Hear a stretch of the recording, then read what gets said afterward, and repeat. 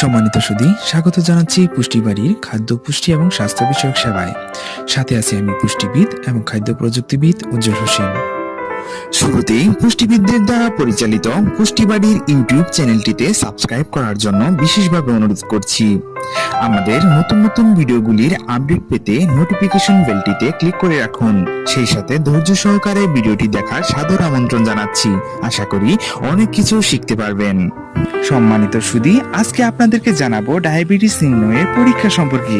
তাহলে আসুন জেনে নেই কিভাবে আপনি বুঝবেন ডায়াবেটিস হয়েছে কিনা।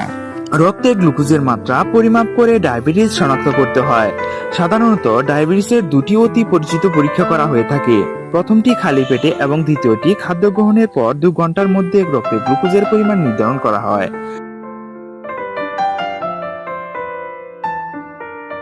সুস্থ ব্যক্তির রক্তের প্লাজমায় গ্লুকোজের পরিমাণ অভুক্ত অবস্থায় 6.1 মিলিমোলের কম এবং খাবার 2 ঘন্টা পরে অথবা 75 গ্রাম গ্লুকোজ খাওয়ার 2 ঘন্টা পরে রক্তের প্লাজমায় গ্লুকোজের পরিমাণ 7.8 মিলিমোলের কম থাকে।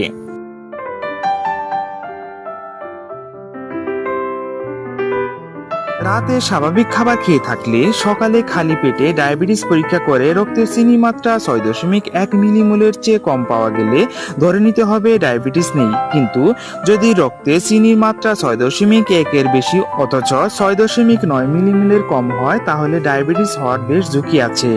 এটাকে বর্ডারলাইন বা মার্জিন পয়েন্ট ডায়াবেটিস বলে ধরা হয়। এছাড়া রক্তে যদি চিনির মাত্রা 7 মিলিমোলের বেশি হয় তবে ডায়াবেটিসে আক্রান্ত বলে মনে করা যায়।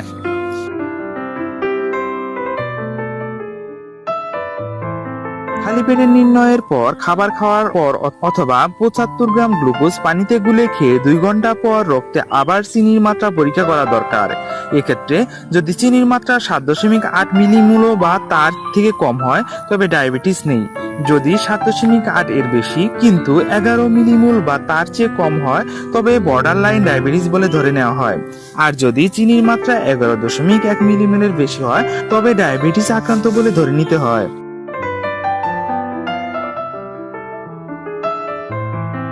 ডায়াবেটিস নির্ণয়ের আরো কয়েকটি পরীক্ষা আছে, যেমন র্যান্ডম ব্লাড সুগার পরীক্ষা, সিরাম গ্লাইকোসিলেটেড হিমোগ্লোবিন পরীক্ষা, ইউরিন সুগার পরীক্ষা, সিরাম ফ্রুক্টোসেমাইন পরীক্ষা, গ্লুকোজ টলারেন্স পরীক্ষা অথবা কিটোন বডির জন্য মূত্র পরীক্ষা। সম্মানিত সুধী, এই ছিল আমাদের এখনকার উপস্থাপন।